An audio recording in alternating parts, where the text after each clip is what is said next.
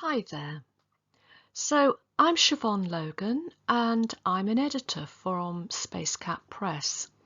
And this is a short video looking at how to go about submitting your writing to indie presses.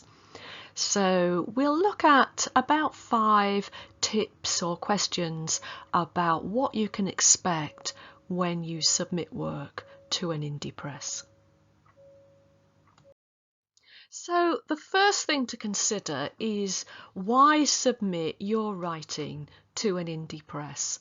There are lots of routes to publication out there, everything from traditional publishing houses to small presses to publishing yourself independently as an author. And these are all valid routes, but it's really about finding the best fit for the piece of work you have and where would it sit best, where would you best be able to reach the audience that you want for your work. So there are a number of good reasons why you might consider sending your work out to the small independent presses. So first up, we are passionate about opening up publishing to underrepresented writers and voices. There are lots of studies about how the contemporary publishing industry, the mainstream publishing houses, are really quite badly underrepresented in terms of working class writers, writers of colour, and so on. So that tends to be something that small presses are really committed to changing. If you look around at the Festival Book Hub, for instance, for States 21, you will see in the little descriptions of indie presses that you find there that they're really committed to changing the industry for the better, one book at a time. Now, we are small and we are independent, and that means no shortcuts. Really, we have to be innovative, and so often small presses have been at the cutting edge of trying new things and finding new ways of working. In particular, indie presses tend to be really good at building relationships with readers and with book communities because those are very important to their success. They are also often involved in writer development projects to support emerging talent. So typically, we would work quite closely with our authors or poets to bring out the best in their work. And it's really noticeable in contrast to the big publishing houses that often indies are more willing to take risks with new writers and with stories that haven't been heard before, that perhaps are not so easy to pigeonhole and find an obvious shelf for, and so on. And for all of those reasons, despite the fact that we are quite small in scale, it is still the case that when it comes to book awards and prizes, indies are often winning those prizes and really punching well above their weight within the industry. So that's a whole host of good reasons for you to take a closer look at indie presses and what they do. So I'm going to attempt to give you an insider's view of the submission process, going behind the porthole, as it were, to show you from an editor's perspective what happens when your work arrives on our desk. So we've got the website for Spacecap Press there, so we're going to look at that as an example.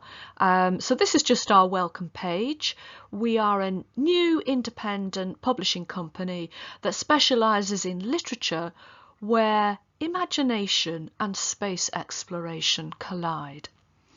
So that's our kind of tagline. And you can see a picture here of myself, Siobhan Logan, and Darragh Logan Davis, and we are the two co-founders and editors behind Spacecap Press. So that's the ship's crew. So most publishers will have a website like this, and they'll usually have an About Us page, which is worth a look. It gives you a kind of mission statement of what this press are about, what kind of things they publish, what they're looking for, what their values are really as well. So Spacecap Press is a Leicester-based press. Publishes literature inspired by space exploration. In the spirit of early rocketeers, we start where imagination and curiosity collide. Our books are small crafts designed to cross boundaries of genre and story. So one of the distinctive things about our press is that we're looking to mix it up in terms of genres. Quite a lot of indie presses do publish a range of different genres, but it's really worth looking at what they specialise in. So we will tend to put genres together that don't usually sit together, like maybe poetry and non-fiction and so on. So that introduces who we are, and it says that we are a non-profit venture and we're hoping to boldly go into space, yet untouched by traditional publishing. So very much a micro press, really small at the small end of small publishing. Okay, and there is our ship's mascot, the cat that inspired Spacecap Press. So moving on to the second major tip for submitting your work to indie presses, and that is to do your research, to really find out what is out there. There are hundreds, really hundreds of small presses that could potentially be publishing your work, but you need to find the right fit. One good place to start is the States 21 Festival has the book hub, which has got several dozen small presses listed there. So you could start by having a look around those and notice the range of different things that small presses are doing and how specialised they are. And then if you're looking for current opportunities, if you're wanting to find out about submission windows or competition opportunities or something like that, it's really worth following social media. So if you follow small press publishers and writing organisations, particularly on Twitter, Twitter does tend to be the social media where the industry kind of talks to itself really, that can be a really good place for finding current opportunities.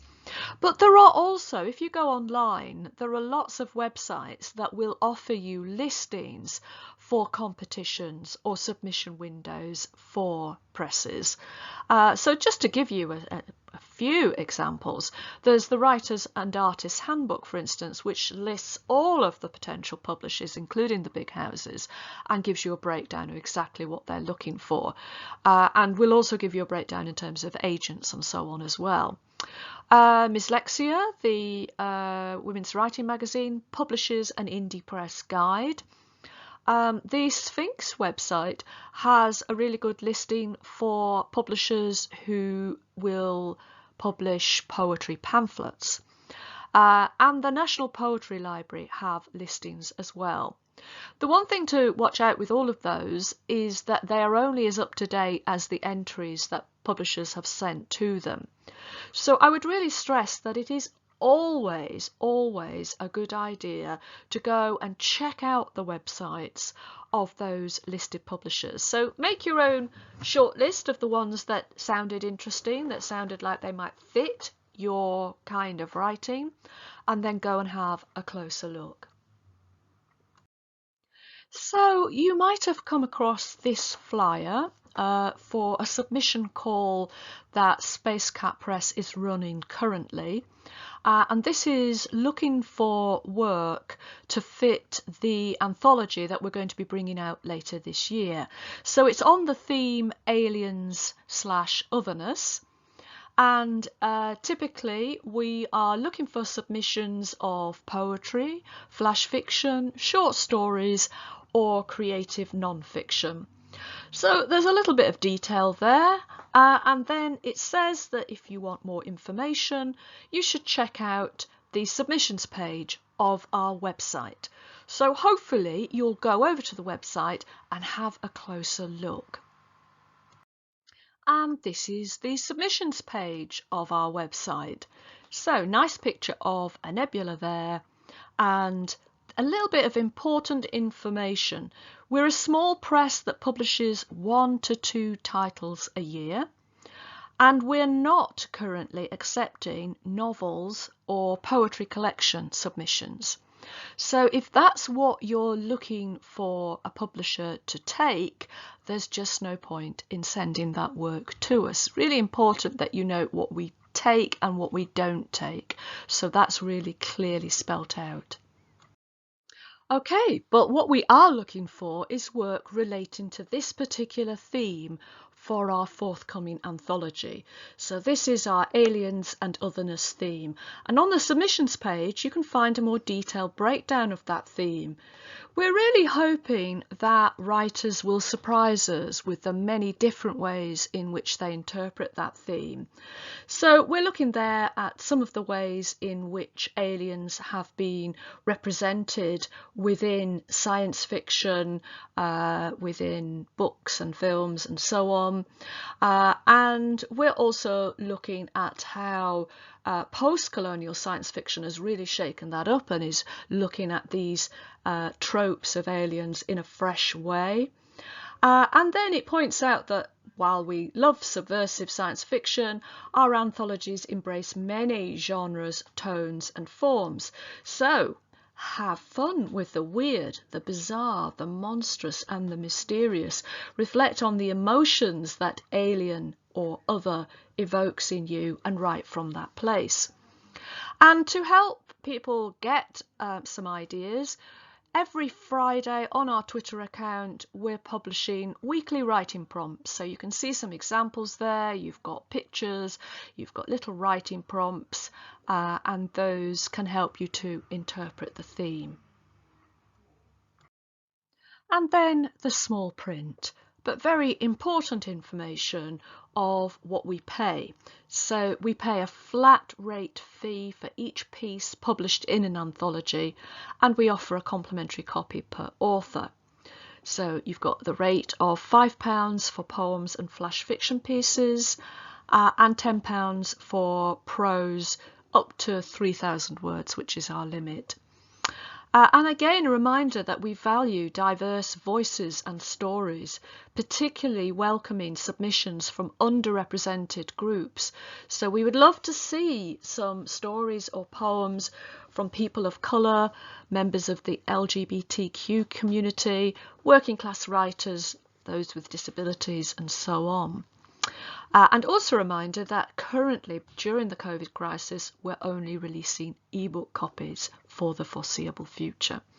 So, important small print info there. And on to the third major tip on how to submit your work to indie presses. And this is something that all editors will tell you. You really must check the submission guidelines carefully before you send your work.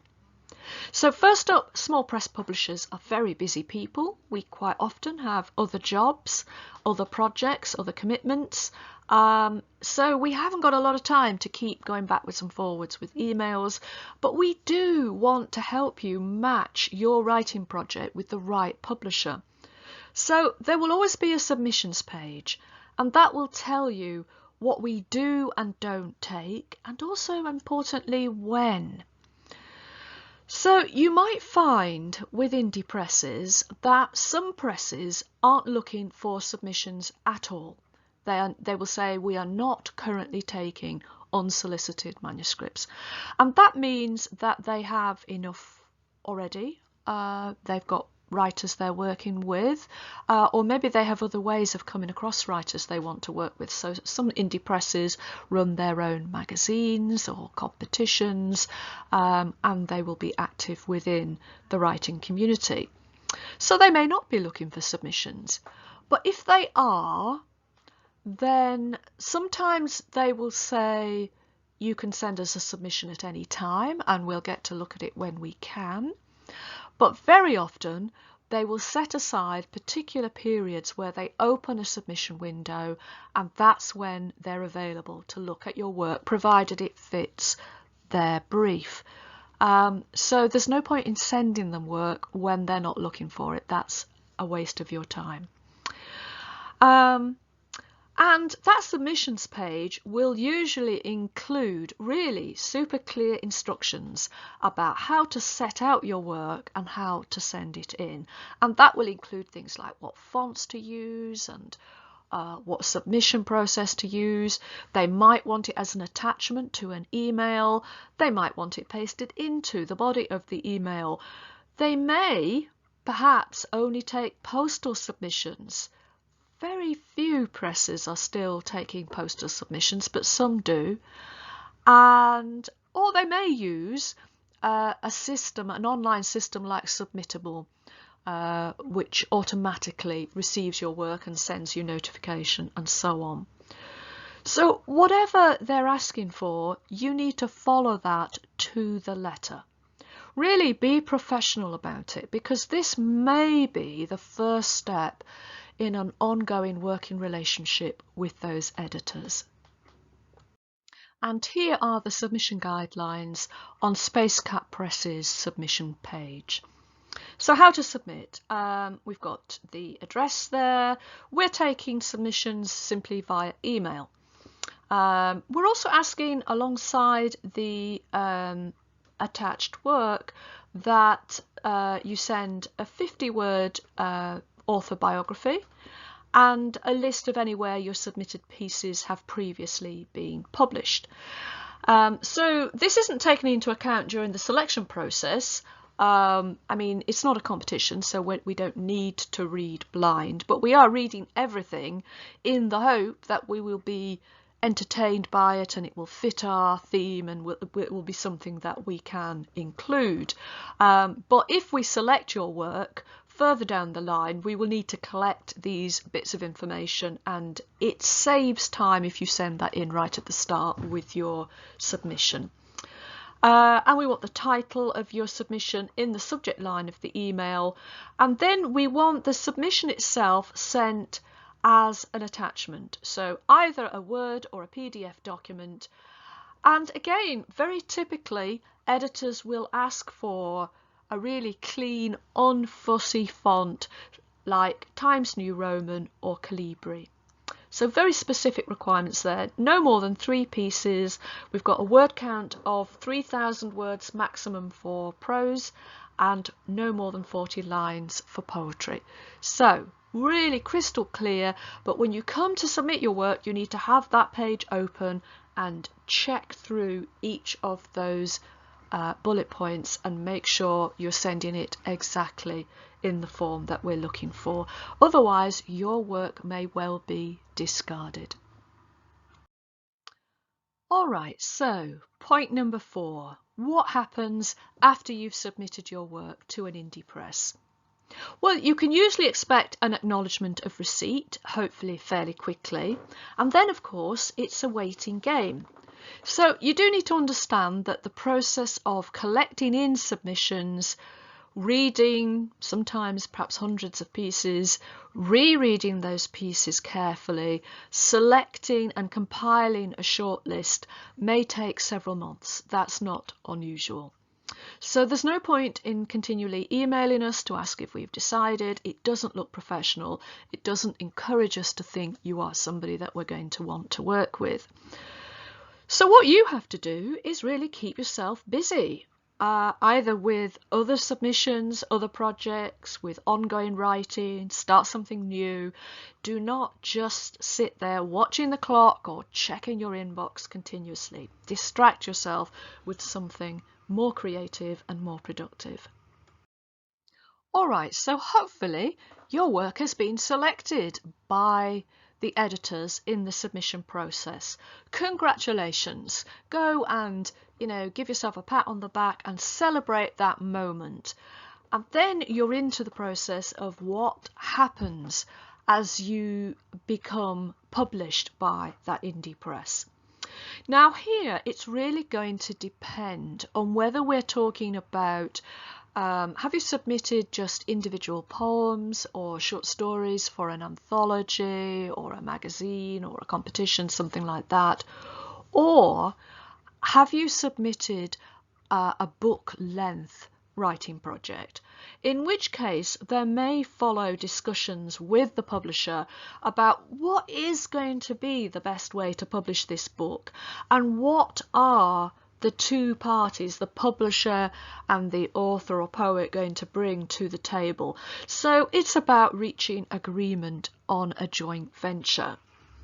And the publisher may well have already got that kind of worked out as to how they expect to proceed.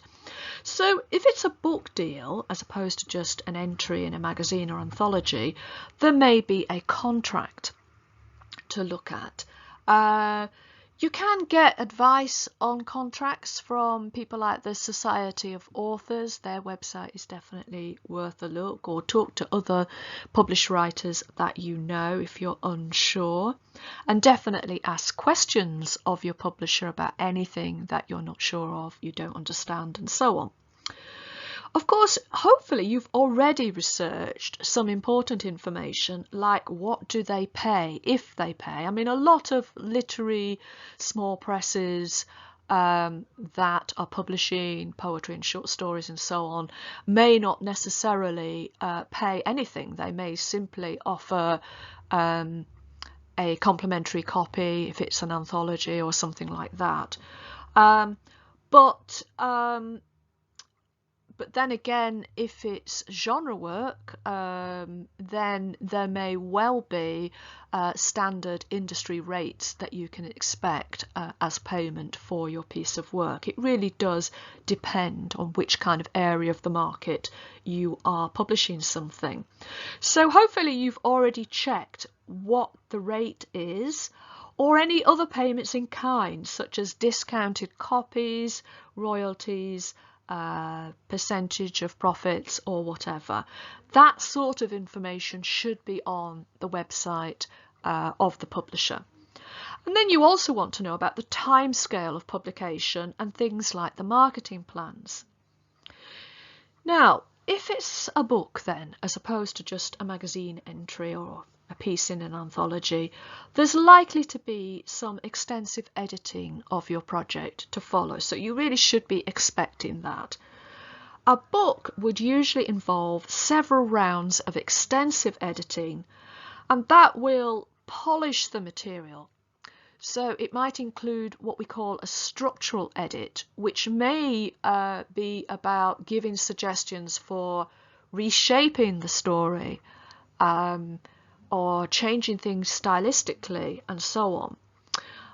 And then there's copy editing, several rounds of copy editing to pick up any little slips in terms of grammar, punctuation, but also setting it in the style that is the sort of house style of that particular publisher. And finally, there will be checking the proofs, which is the version of the book that is going to go to the printers. So you need to be prepared to engage with the time and the conversations and the real work that those rounds of editing may take, and really trust that this is a process which is collaborative and which is about making your writing really shine. And then the last stage of this is the marketing, which should happen before and after publication and is really crucial to the success of a book. So have a look at their social media, have a look at how does this press go about promoting books that they publish. Do they do launches, whether online or face-to-face? Do they do blog tours? Do they do Twitter campaigns? You know, there's lots of different approaches to this. And from their end, the indie press will want to know that you will be involved in promoting that book and that you will bring your audience to it as well. So that's something, again, that there needs to be clear understanding and agreement about. But that's all good news, because it's about investing time in really getting the work as good as it can be and in making sure that there's an audience for it. So then, as an example, on our website submissions page, we spell out exactly what you can expect when you submit to us and if we select your work. So definitely you'll get an email back within a few days, if not sooner, confirming that we've received it, usually within a day. And then we will compile the shortlist after we close the submission window, and we'll email you to let you know our decision as soon as possible. So typically editors will probably start with a long list. Sometimes publishers will actually publish the long list, so you get to see that.